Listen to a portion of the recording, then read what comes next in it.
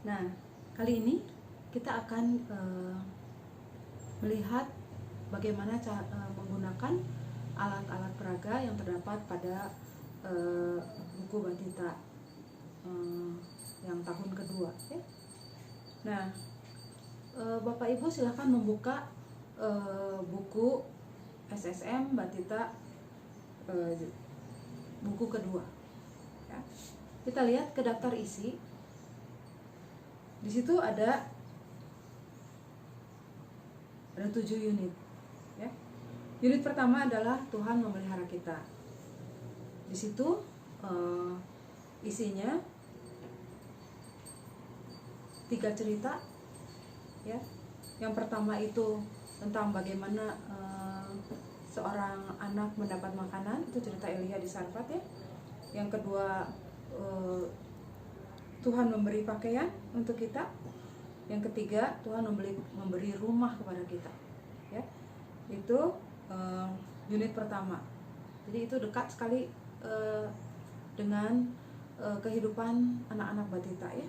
Bagaimana mereka setiap hari makan, mereka punya baju, mereka punya rumah, mereka harus melihat bahwa itu adalah bukti pemeliharaan Tuhan atas hidup mereka.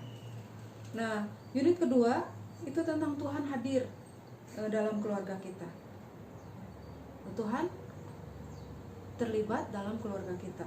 Isinya yang pertama adalah bagaimana kakek Yakub memberkati cucu-cucunya. Ya. Jadi bahwa Tuhan juga memelihara kakek. Yang cerita kedua tentang bagaimana ibu mertua Petrus yang sudah tua. Ya, itu dipelihara oleh Tuhan, disembuhkan ketika dia sakit. Jadi Yesus menyembuhkan nenek. Dan yang ketiga, bagaimana Tuhan Yesus hadir di rumah keluarganya Marta dan Maria. Ya. Jadi Tuhan mau hadir dalam rumah kita. Itu unit kedua. Dan unit ketiga adalah tentang kita senang di rumah Tuhan.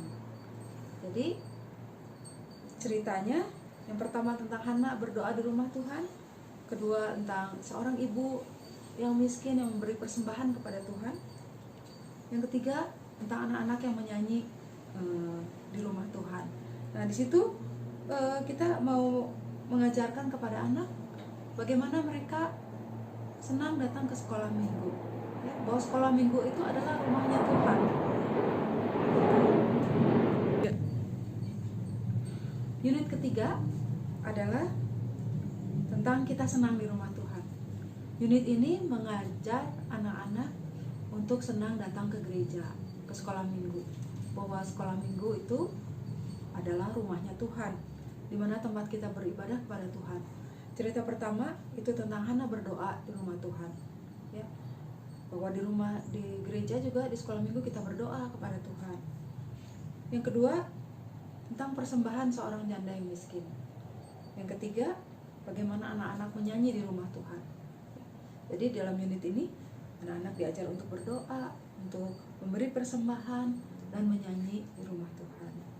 Nah, unit keempat adalah cerita yang diceritakan Tuhan Yesus, yaitu tentang perumpamaan yang hilang.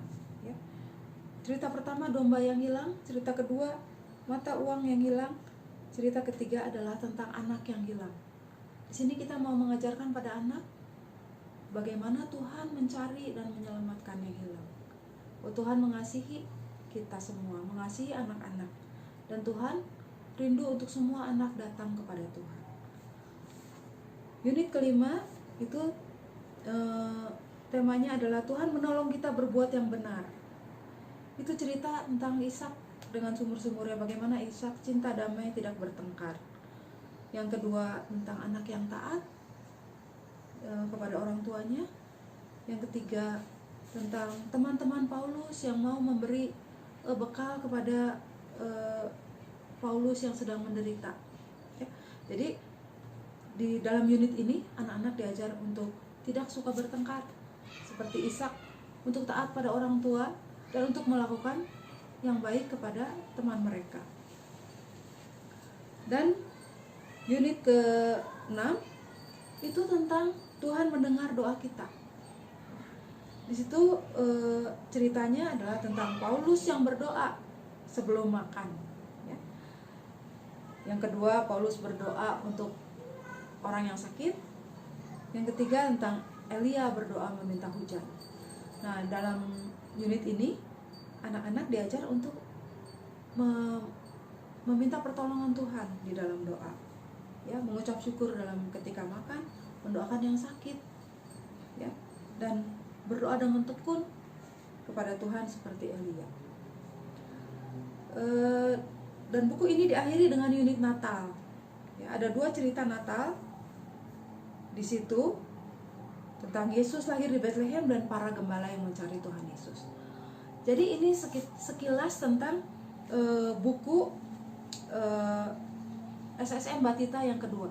Jadi Bapak Ibu bisa lihat di sini bagaimana kurikulum ini begitu dekat dengan kehidupan anak. Jadi semua yang dibahas dalam 1 tahun ini itu dekat dengan mereka dan mereka dapat mempraktekannya. Oke. Nah, sekarang kita akan melihat 2 unit saja untuk melihat alat peraga yang dipakai dalam 2 unit ini. Yang pertama, saya akan memperlihatkan unit yang kedua, yaitu Tuhan hadir dalam keluarga kita. Di situ ada cerita tentang kakek Yakub memberkati cucu-cucunya. Ya. Nah, cerita ini memakai alat peraga berupa gambar lipat, ya. Jadi ini gambarnya sebenarnya seperti ini, ya. Nah, nanti dimulai ceritanya.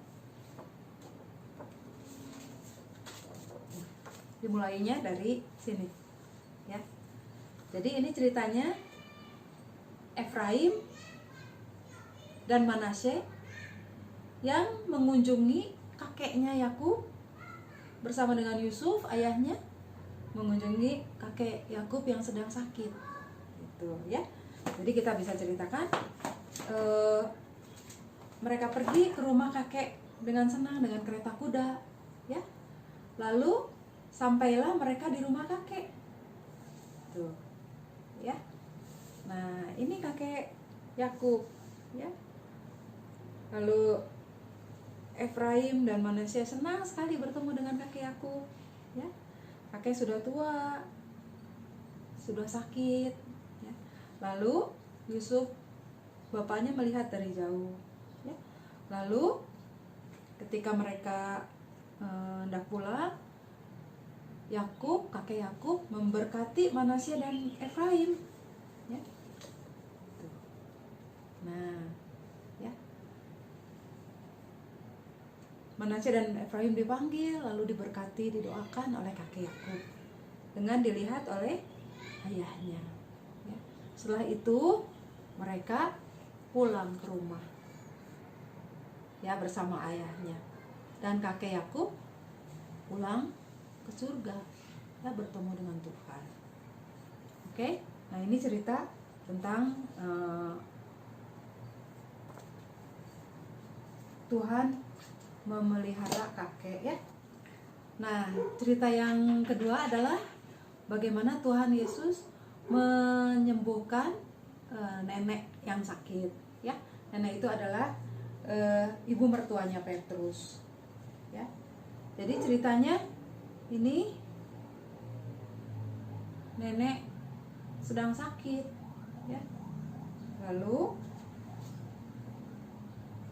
Petrus, ini alat peraga wayang, ya. Petrus ini orang ibunya Petrus. Lalu Petrus sedih melihat ibunya sedang sakit, lalu meminta pertolongan kepada Tuhan Yesus, ya. Nah, lalu Tuhan Yesus datang, ya, datang. Lalu Tuhan Yesus memegang kepala dari ibu ini, dari nenek, ya, ibu yang sudah tua ini. Lalu dia sembuh, ya. Lihat, dia sembuh. Lalu dia masuk ke dapur, membuat makanan untuk Tuhan Yesus, lalu memberikannya kepada Tuhan Yesus. Ya, ini cerita tentang ibu mertua Petrus yang sakit. Oke, bahwa Tuhan juga mengasihi nenek kita yang sudah tua. Ya. Nah, cerita berikutnya adalah tentang Tuhan Yesus yang mengunjungi rumah Marta dan Maria. Ya. Nah, jadi ini ceritanya, ini dengan menggunakan gambar lipat ya. Nah, ini adalah Marta dan Maria. Ya, ini Marta nih yang baju merah, ini Maria yang baju biru. Mereka senang sekali karena hari itu Tuhan Yesus datang ke rumah mereka. Ya, mereka menyambut Tuhan Yesus datang. Lalu mereka membuka, ayo Tuhan Yesus, ayo masuk. Gitu ya. Lalu Tuhan Yesus masuk ke dalam. Ya. Masuk ke dalam, lalu duduk di situ, ya. Lalu berbicara dengan Maria. Ya. Nah, di sini ada dua ya Tuhan Yesus ya. Nah, jangan khawatir ya, karena untuk anak-anak itu tidak apa-apa. Ya. Jadi tadi Tuhan Yesus datang, sekarang Tuhan Yesus duduk, gitu. Jadi anak-anak ketika mereka menggambar juga mereka sering menggambar objek yang sama dua kali untuk menceritakan waktu di dalamnya. Ya. Jadi tadi ini Tuhan Yesus datang, sekarang Tuhan Yesus sudah di dalam, sudah duduk. Nah, tapi di mana ya Marta? Di mana Marta? Oh, Marta ternyata di dapur ya. Tuh. Marta memasak untuk Tuhan Yesus, ya. Nah, lalu Marta bilang sama Tuhan Yesus, Tuhan suruh dong Maria membantu saya. Tapi terus Tuhan Yesus bilang, Marta, yang lebih baik adalah mendengarkan Tuhan, ya. Oke. Nah, ini adalah gambar lipat, ya. Jadi tunjukkan pada saatnya cerita itu disampaikan, baru dibuka, gitu ya. Oke. Sekarang saya akan memberikan contoh tentang cerita di unit ke-6, ya, yaitu tentang Tuhan mendengar doa kita. Nah, ceritanya adalah tentang Paulus, ya, yang berdoa sebelum makan. Nah, alat peraga yang dipakai adalah alat peraga flanel, ya. Jadi ini ada gambarnya. Lalu Bapak Ibu bisa menempelkan kain flanel di belakangnya, atau bagus juga dengan menggunakan kertas amplas, ya. Nah, ini ceritanya Paulus berlayar, ya. Tuh, tempel. Nah, yang perlu diperhatikan juga adalah papan flanel harus sedikit miring, ya, supaya si gambar tidak jatuh, ya. Nah, ini lalu kapalnya itu diserang oleh badai, ya, dan semua orang begitu takut, mereka sangat ketakutan. Mereka berusaha mengatasi badai itu sampai mereka bermalam-malam, berhari-hari tidak makan, ya. Dan pada waktu itu Paulus, ini ya, lihat ini Paulus didatangi oleh malaikat, ya. Nah, lalu malaikat berkata pada Paulus bahwa semua akan selamat, jangan takut, ya. Nah, lalu Paulus berkata pada orang-orang seisi kapal yang sedang ketakutan, Paulus bilang bahwa mereka tidak perlu takut, ya, karena Tuhan sendiri yang akan menolong, sehingga semuanya akan selamat, ya. Lalu Paulus mengajak orang-orang di kapal itu semuanya untuk makan, ya, supaya mereka tidak sakit, tidak mati, ya. Lalu mereka duduk, ya,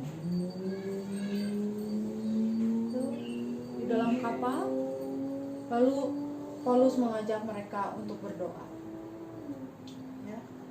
Nah, setelah berdoa, bersyukur kepada Tuhan, lalu mereka makan dan tubuh mereka menjadi kuat.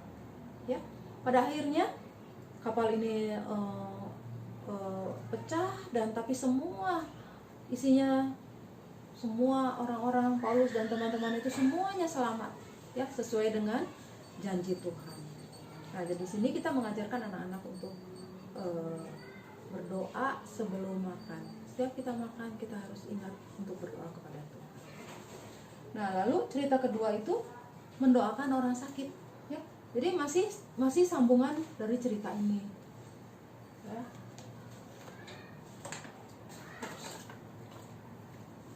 Nah, Paulus mendarat, lalu dia sampai di sebuah pulau, ya, di mana mereka basah sekali, ya. Lalu mereka duduk, ya. Tuh. Ya.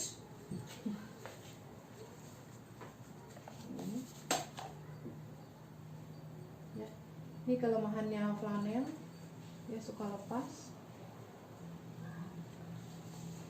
Lalu mereka berdiam, ya, di atas ini, di api unggun, ya. Nah, lalu ceritanya gubernur yang ada di pulau itu sakit, ya. Lalu Paulus mengunjungi gubernur itu, ini yang sakit, ya. Lalu Paulus mendoakannya, gitu, ya. Dan gubernur itu sembuh, ya. Dan ketika gubernur itu sembuh, maka orang-orang banyak datang untuk didoakan oleh Paulus, ya. Nah, gitu, ya. Nah, jadi kita kalau memasang gambar-gambar di papan flanel, kita sudah susun dulu, ya, sebelum kita mulai, supaya bisa menempelkan pada waktunya. Ya. Cerita yang terakhir, nah, akan kita lihat adalah tentang bagaimana Tuhan menjawab doa Elia, ya. Jadi ini bukan gambar flanel, tapi ada gambar berkembang, ya. Nah, Bapak Ibu bisa menempelkannya pada papan tulis, atau bisa juga menempelkannya pada selembar kertas yang besar, gitu, ya. Nah, cara menempelkan gambar kalau di papan tulis ataupun di kertas juga itu dengan menggunakan selotip yang digulung, ya. Jadi nanti seperti ini, ya. Kenapa kita memakai selotip yang digulung? Karena ini gampang dilepas lagi, sehingga tidak merusak gambar, ya. Oke. Nah, ceritanya, jadi yang diperlukan itu sebuah papan tulis atau kertas, lalu kita juga menyiapkan spidol, ya, untuk menggambar latar belakang sedikit saja. Nah, jadi ceritanya ada seorang raja, ya. Ini adalah Raja Ahab, ya. Raja Ahab tidak percaya kepada Tuhan, ya. Dia menyembah dewa-dewa. Karena itu Tuhan marah sekali kepada Raja Ahab dan bangsa Israel, sehingga Tuhan menghukum, membuat kekeringan sehingga tidak ada hujan, lama sekali tidak ada hujan. Ini Raja Ahab, lihat mukanya, ya. Kita tempel di sini, ya. Raja ini tidak percaya Tuhan, ya. Karena itu Tuhan menghukum dengan apa, anak-anak? Ya, dengan kekeringan, ya. Kita lihat, ya. Tuh.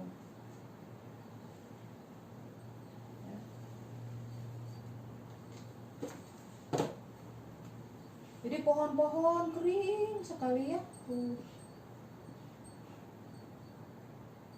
Wah, tidak ada daun. Binatang-binatang juga mati, kekeringan ya. Nah, Nabi Elia yang bilang ya kepada Raja Ahab, itu karena kamu tidak mau percaya kepada Tuhan, sehingga Tuhan tidak memberi hujan gitu ya. Nah, jadi gambar ditempel di sini pada waktunya. Nah, lalu setelah waktunya tiba ya, setelah 3 tahun ya, lalu Tuhan berjanji untuk mengirim hujan ya. Nah, pada waktu itu Elia naik ke sebuah bukit. Kita gambar gitu bukitnya ya. Lalu di situ Elia bersama dengan hambanya Gehazi naik ke atas bukit ya. Di atas bukit Elia berdoa ya. Elia berdoa kepada Tuhan dan Elia meminta hujan kepada Tuhan. Nah, lalu dia menyuruh hambanya untuk melihat sudah ada belum awannya. Tuh. Ya, dia melihat, wah, belum ada ya. Lalu Elia berdoa lagi meminta hujan kepada Tuhan ya. Nah, terus hambanya bilang, lihat, di langit ada awan kecil tuh ya, ada awan yang kecil.